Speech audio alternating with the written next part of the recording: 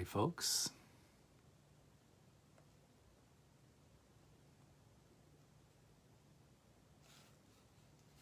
Let's try again.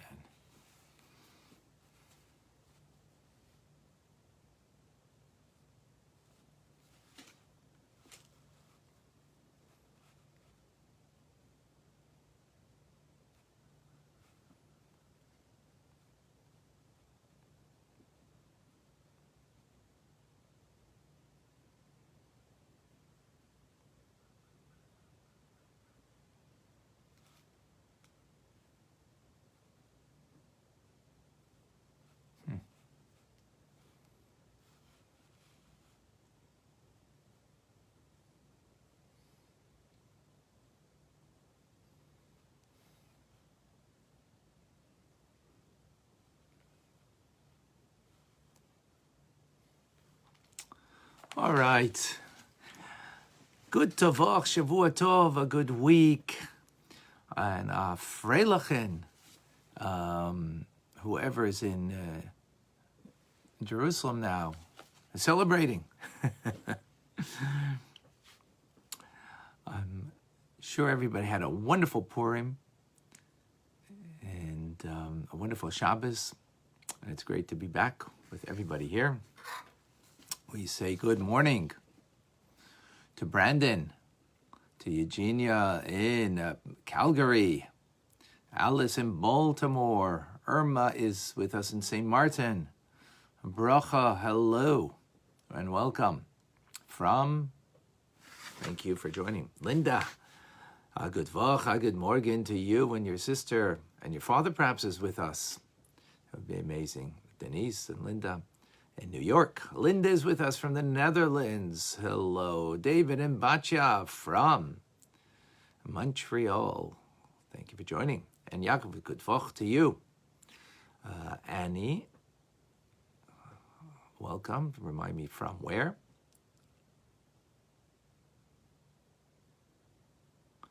About the Parsha this week. Kisisa, yes. But we're going to learn some Tanya. Stan, greetings to you in London, England. And thank you. Yes, I cut my hair from Purim. Yes, it was something. Malkarut, welcome. Chanya, Luciana, Boker Tov. And Margot, welcome. Who else is with us? Annie from Costa Rica, okay. And Cindy from Florida. Okay, folks. Being today that it's Sunday, and Shabbos we don't have our class, so we're going to do it in two parts.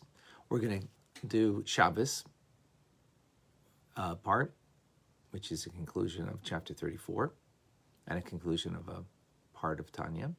And then we will begin chapter 35, a new section. So I'm going to ask you twice. I know now that.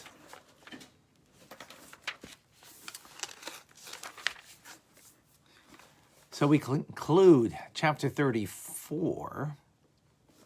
Chapter 34, speaking about making a dira, a sanctuary for God.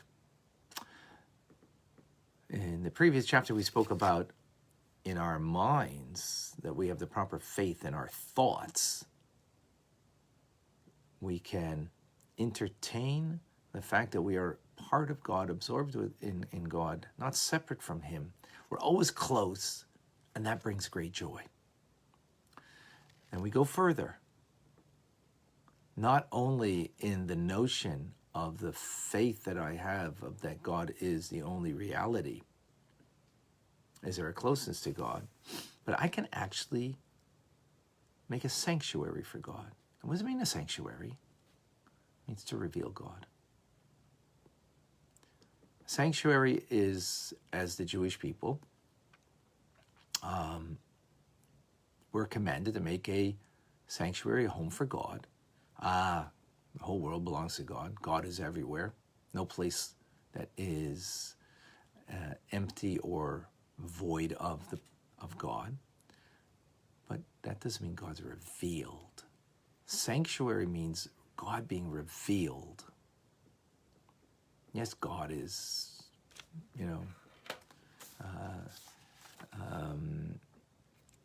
is real, is the only reality, and is in control of everything, whether I admit it, whether I recognize it or not. However, that being said, revealing the presence of God is something that we need to do. So we revealed it in our minds and having the proper faith that we think about. And that brings a closeness and a joy as a result. And now we're speaking about making that sanctuary, that we host the Almighty. That's a powerful idea. And since the destruction of the Holy Temple, that there is no sanctuary, physical place, we host God now through our Torah study that we're doing right now. As we're doing right now. Now, you don't learn Torah a whole day. Well, of course, the more you learn, the more you will host God. But that being said, the Alter Rebbe says, interesting, that, we all have limitation on how much we're able to learn, how much we're able to give ourselves over to the study of Torah.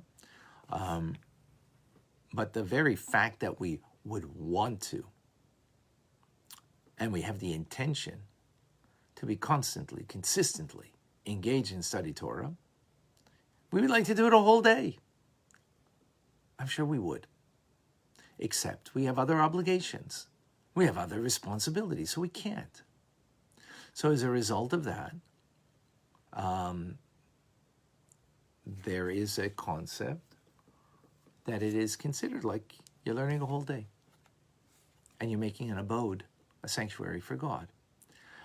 And this is brought out in the idea of being charitable.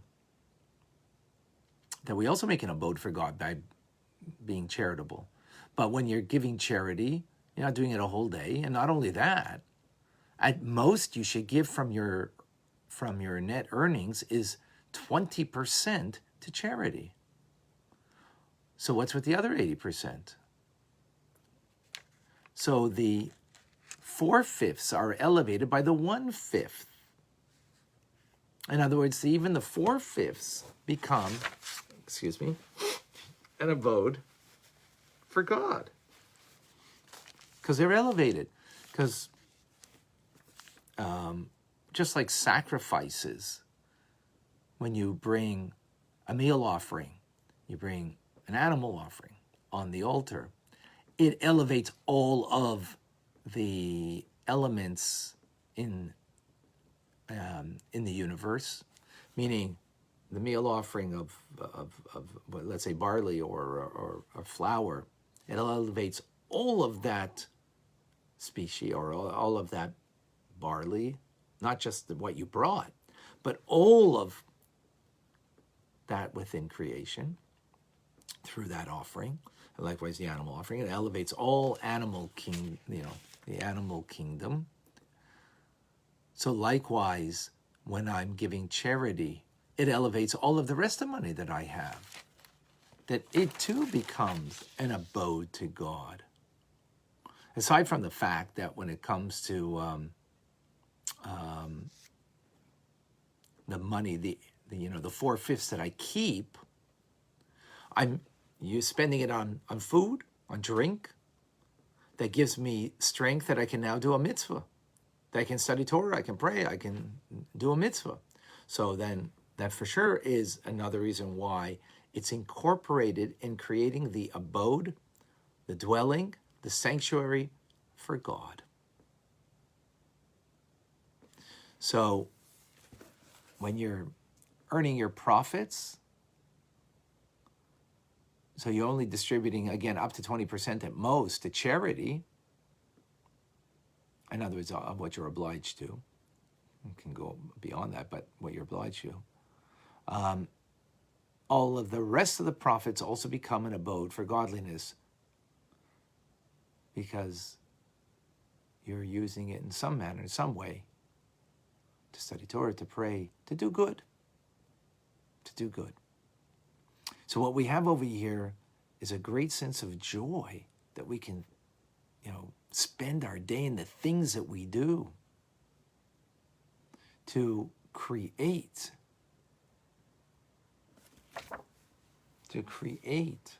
a sanctuary, a dwelling, a revelation of God through the things that I do.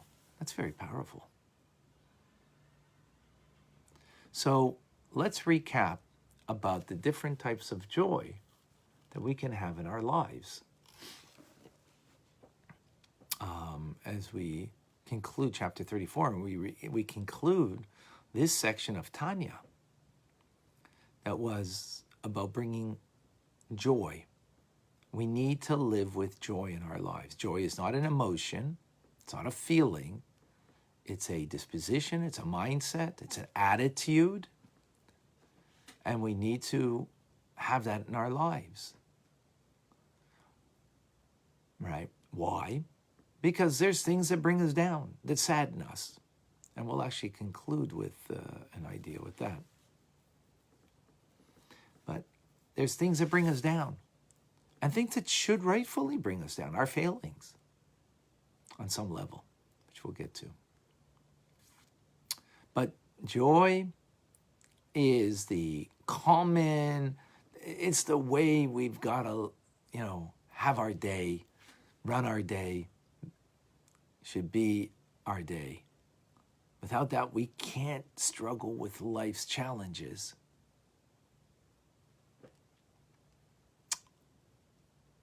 I've been, dealing with people in their lives, and you see that there are things that bring them down. Whether they should bring them down or not is sometimes the point, but sometimes not the point. But they're brought down. There isn't joy. And when you don't have that joy, you can't struggle with your things, and you're just brought down a slippery slope. So the Alter Rebbe says, the first level of joy is, and when you're coming from a place of dealing with your failings, and you've struggled with it, and you've owned it, and you work on it, that itself brings joy. From the darkness of one's own spiritual failings to working on it, owning it, dealing with it, that brings to joy. The second type of joy is to redirect our focus on, who am I? I'm not the person who's got the failings. I've dealt with the failings. I am really a divine soul. And I can extricate, I can release my divine soul from its exile that is in a body and an animal soul that is holding it back by every time I do a mitzvah. Second level of joy. Furthermore, when I recognize that I can have the unity and oneness of God within me, meaning that God's close. And my mind might not recognize that if I just allow my mind to run on its own. And I think God's distant. But we've been bequeathed from our forebears.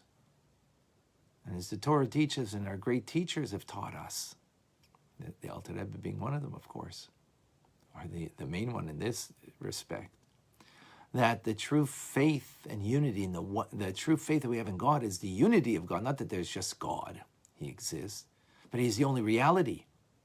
And therefore, I'm not separate from Him. He's within me and with me at all times. So there's a closeness.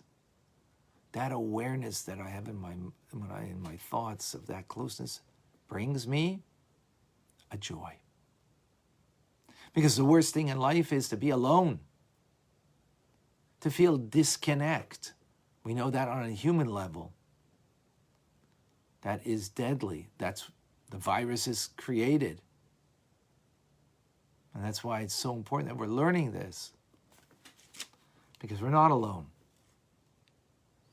And then we went into that we can make an abode for God. And I'm sorry. And in that level of to back up for a moment, of that unity and oneness of God, when we contemplate that we are part and not separate from God, then that subjugates the negative forces from within and from the world, klipa, the negative forces, subdues them, ultimately eradicates them, which that brings a great divine pleasure. And then we have, of course, as we just learned here, to make an abode for God. An abode means revealing Him through, not just in my thoughts that I'm close to Him, but now I'm revealing God. How? Right now, we're learning Torah. That's the sanctuary. That's where God is being revealed. He was revealed in the Holy Temple, but that two of them were destroyed. We await the third and final one. And we are making an abode for God right now in our learning. We don't learn all the time. Well, we have the intent to. It's likewise in our charity. We don't give everything away, but even that which I don't give away is also elevated through my giving of charity. And not only that, but that part that I use for myself, I use it for myself to give me strength so I could do good. That was the fifth level of joy. And then the Alter Rebbe concludes his chapter and says, you know what? Speaking about joy, but there's also, the negative part that we spoke about previously, the humbling of our spirit, the negative force from within. So Alter Rebbe says we can have both feelings at the same time. You can have au contraire feelings in your heart. You know why? Because you can have one that's coming from the divine soul that you should be having joy from, but then you have from the animal soul that you can be actually feeling broken. You can feel a brokenness, a loneliness because of it. And you can have both feelings at the same time because it's not a contradiction. As the Zohar says, you can have weeping lodged in one side of the heart and joy lodged in another side of the heart. When Rebbe Lazar was taught by his father, Reb Shimon Bar Yochai, about the great deep understanding on the concept of the destruction of the temple, that brought great joy. Brought great joy because he understood the secrets of the Torah. But at the same time, it brought great pain. Great pain because of the enormity of the tragedy. Now he understood how great the Holy Temple is. So both feelings can have at the same time. So two opposite emotions. Why? Because it's two separate causes. They can exist in our heart side by side. So we can feel pain for the things that we need to have pain, for the animal soul and the body that bring us down, to feel bitter towards it, not bitter ever towards anybody else, but towards only our negativity, in order to humble it. And at the same time have complete joy because of the godly soul. The godly soul, that's what I identified, that's what I released from its imprisonment, that's what leads me to be able to think about the unity and the oneness of God and how I'm really a part of God and not separate from God. Whereas the animal soul feels separateness. And then I can make an abode for God through the mitzvahs and Torah study that we do. Or, of course, the animal soul is not interested in that. For that, we are saddened by that, humbling it with a contrite heart. And both can live together. I know now that, in conclusion of this section of Tanya, what could you share with me, folks?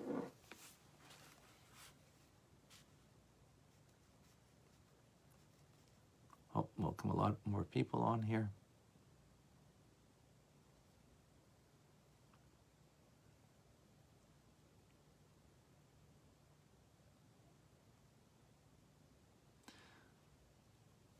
John, no, giving charity elevates not only that given to do good, but that which is elevates that. Okay, very good. Linda says, I know now that I'm connected, which brings me joy. Yes, this puts me one with God, and God is revealed in an abode I create for God when I study Torah. Excellent. David, I know now that I could but have a positive outlook through the godly. Very good. All right, John, even during the hard times, we can choose joy. Very good. Who's going to come on and share with me, please? Vach, I know now that I have both the natures working at the same time, but ultimately have joy because the animal soul is at work and subdued. Okay, very good.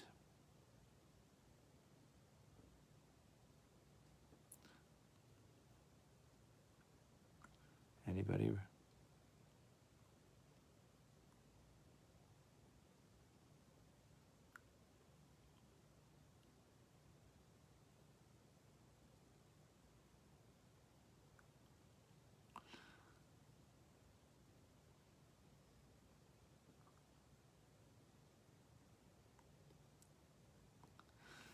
You have to have joy no matter what happens.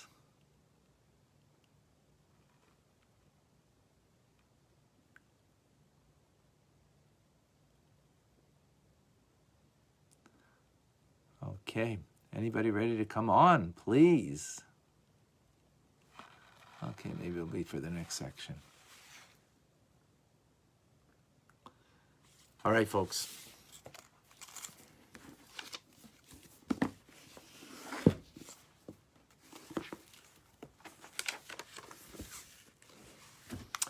We begin chapter 35. Chapter 35 in one word, la soisoi, to do. The new section. What we have spoken till now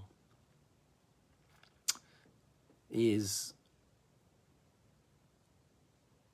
how do we bring, actually the last, from chapters, before chapters 26 to 30, to 34 inclusive, previous to that, we spoke about how we can have a love and awe of God. How can we, without a feeling, it's hard to bring yourself to constantly be engaged in serving God. Think about it, even a human relationship. How long can we do, marriage often is depicted on a ball and chain. You're forced, compelled because of marriage. Of course, that's not healthy, and it's not going to last. There has to be a love and awe. Awe means respect, right? In marriage. And actually, respect comes first. But in any case, in order that you should constantly be a good husband and a good wife. I'm giving that by way of example. So to serve God, the fear of punishment, it's not even on the books. Not in Tanya. Is there a possibility for that? Absolutely. Is there room for that? Yes. Better not to murder because you're afraid you're going to get, caught. Better not to steal because you're afraid you're going to get caught than stealing. But of course, there's a greater way to serve God with a love and awe of God. So what we spoke about is,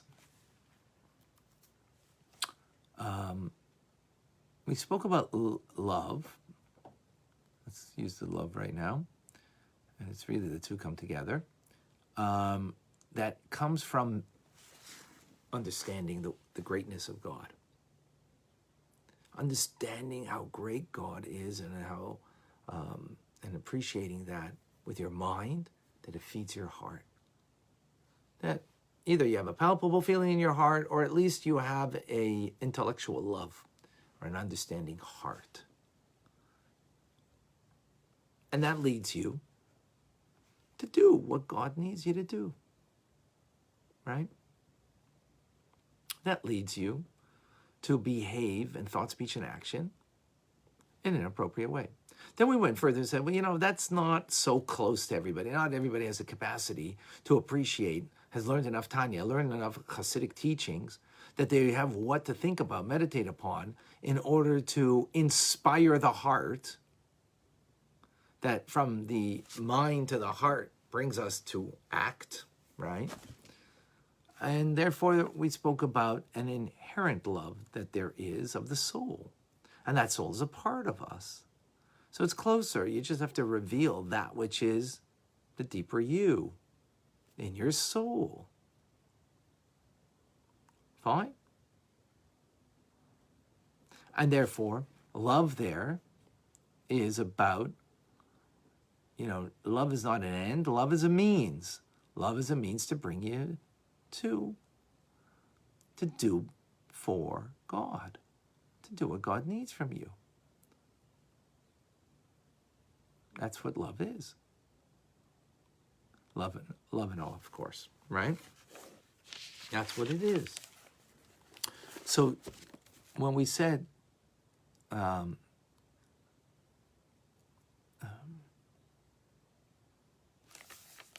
when we say the phrase, which is, the one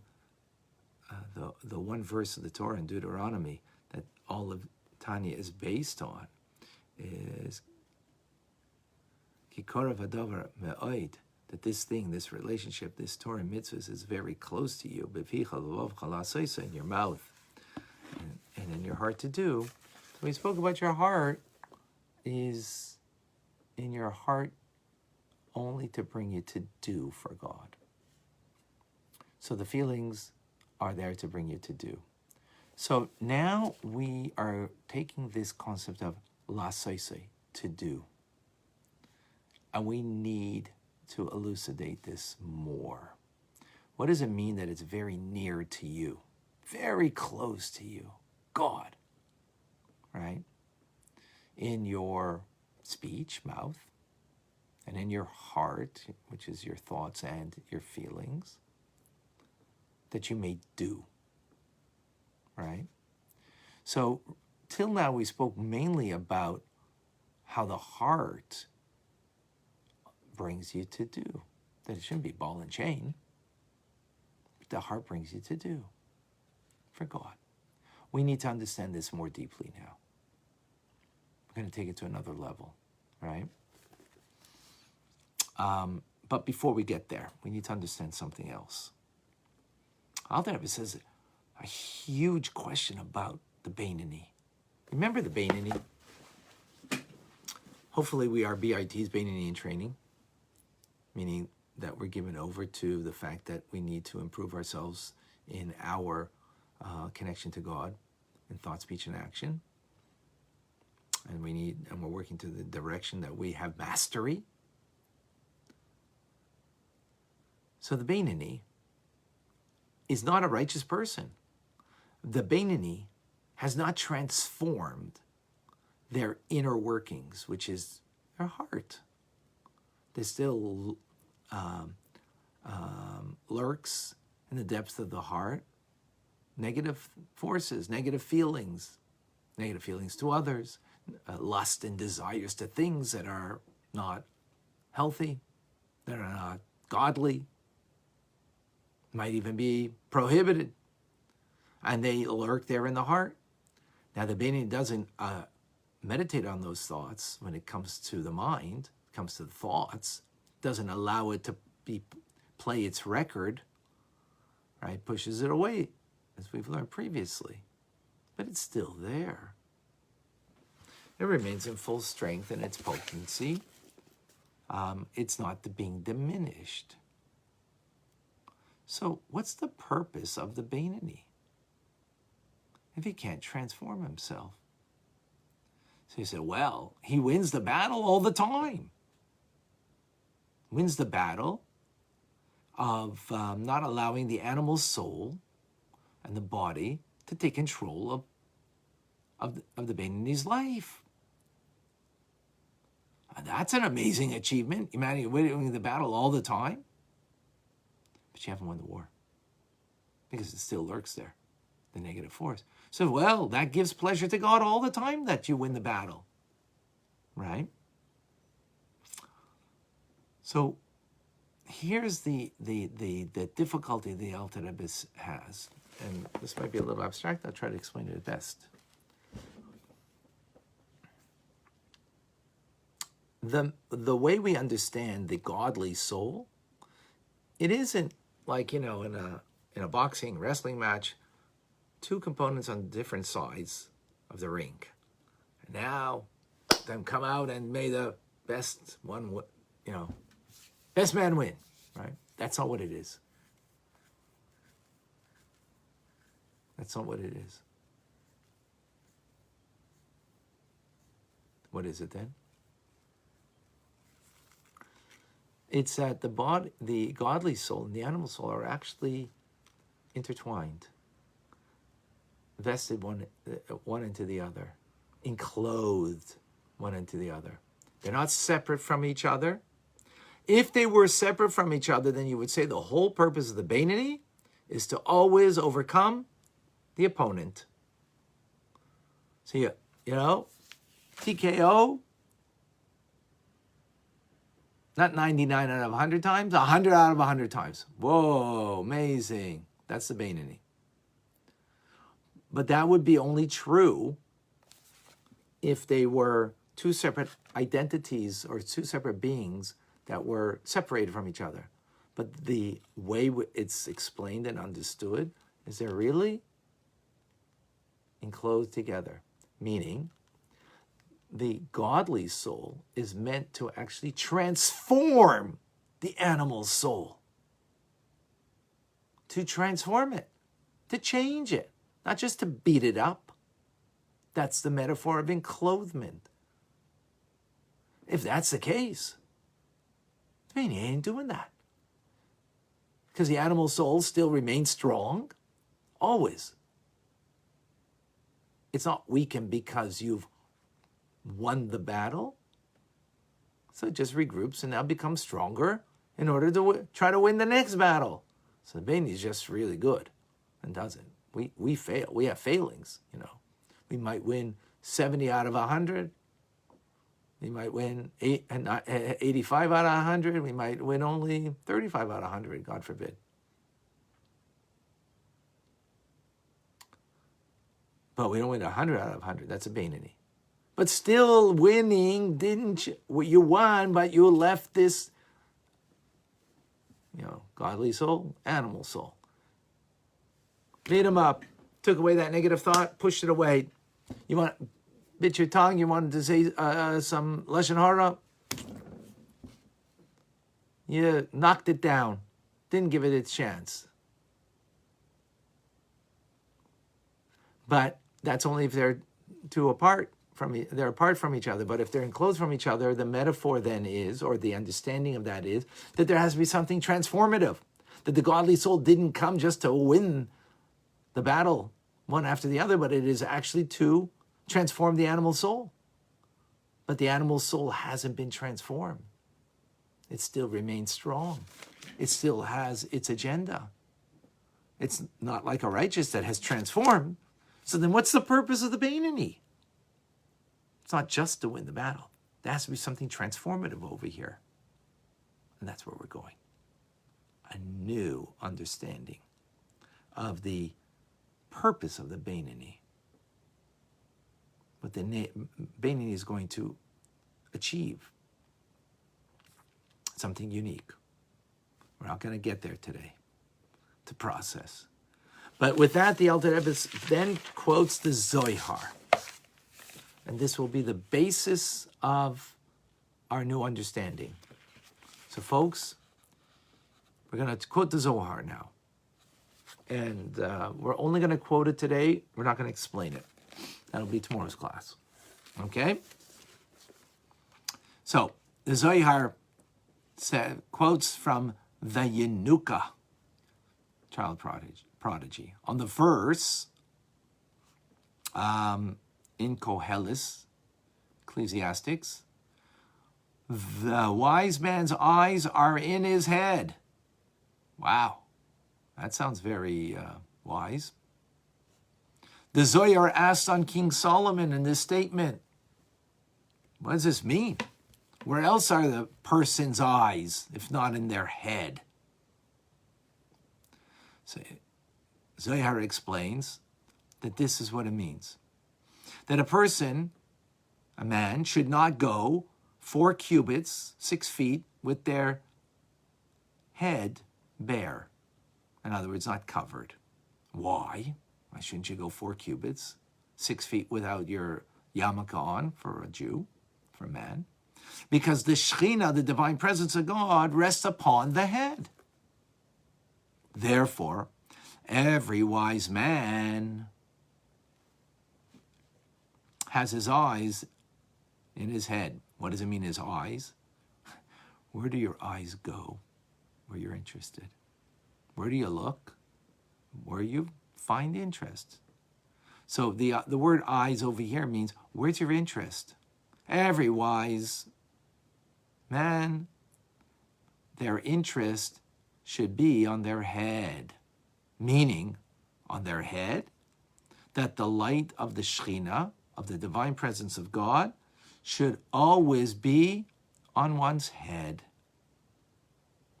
So we have to have great concern, interest, that there should always be the light of God, the Shekhinah, surrounding me, over my head. So now he explains, what does that mean? Well, to have the light of God, so it's the idea of a candle, right? So you have the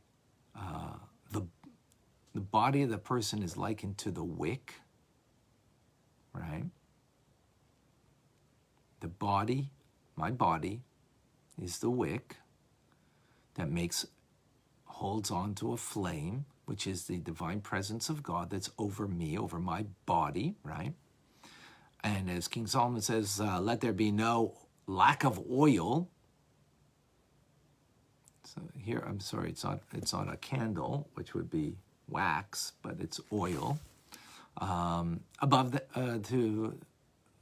in order to create the light of God. In other words, in order to have the light of God, you require oil. What is oil? Good deeds, mitzvahs. By doing mitzvahs, that is the fuel that through the wick will hold on to the light. So, what does that mean?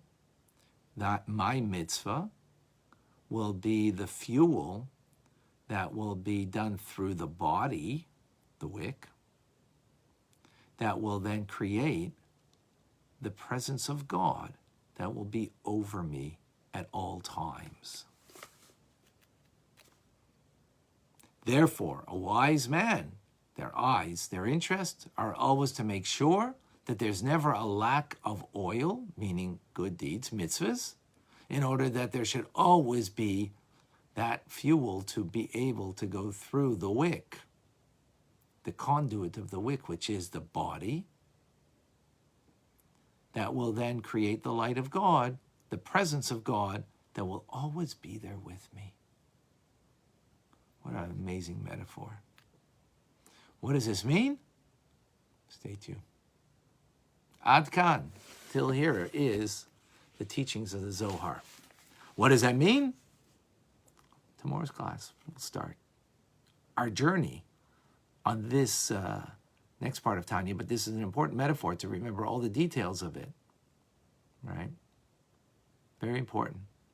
So we will be able then to continue to bring this very important teaching that will give us a whole new understanding of what the purpose of the Beinoni, why the Beinoni was created. I know now that. And who? Please come and join me. Join all of us. It's really not really difficult to get on and just to share. You have to have your phone program that you can have audio and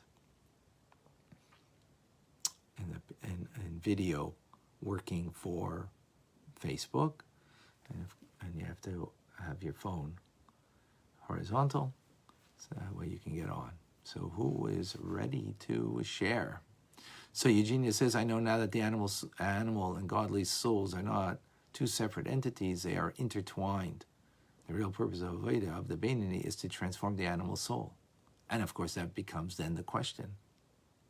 The Beinoni does not transform the animal soul as we have understood previously till now, as the tzaddik does. Tzaddik transforms the animal soul of the emotions of the animal soul that are self-directed. Oh, Tim is ready, so please come on, Tim. Either you make the request or I can make the request. Let me see.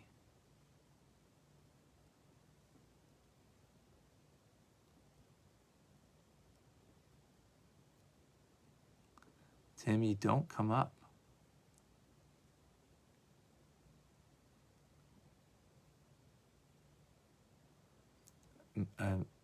I don't know if you can use your computer. I don't know if you're using a computer. Doesn't work. Your name isn't there, so I don't know what that it means to me that you can't do this.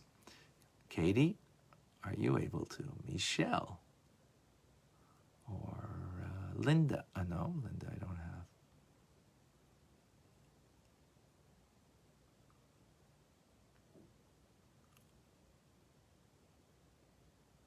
Miriam,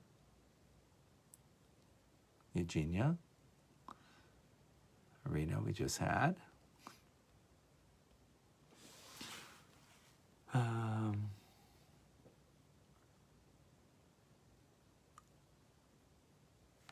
Before I forget, just a reminder tonight, Torah studies at 6:30. Please join me. Lisa says, I know now that the divine soul and the animal soul need to work in unison and harmony like that of a chariot and its rider. You went a step ahead, Lisa.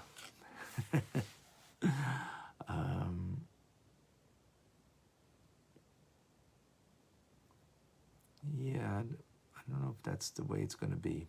It's going to be a little different than that. But good effort there. Forward thinking.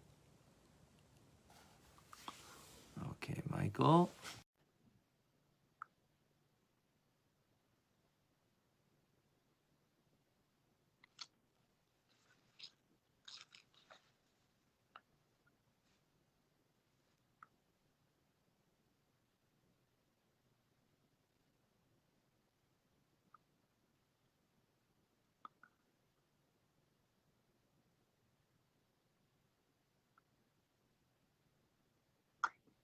Okay, not working.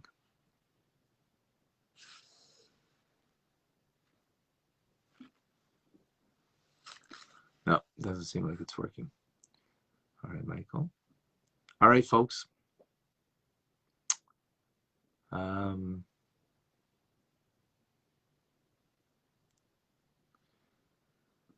So we're at a new section, new beginning. Please share with others. So that way, someone who's ready to begin at this point, maybe hasn't been with us till now. But if you share it, you might get someone new that starts. And since it is a new junction, it's a good time to get on board. Good time to get on board. All right, again, a reminder tonight, 6:30 for Torah studies, and 12 noon with Rabbi Mendy today. I'm Rabbi Ronnie Fine, coming to you for Chabad Zichron Kadesh in Montreal, Canada. It's a privilege and a pleasure to share with you the Tanya. Have a wonderful day.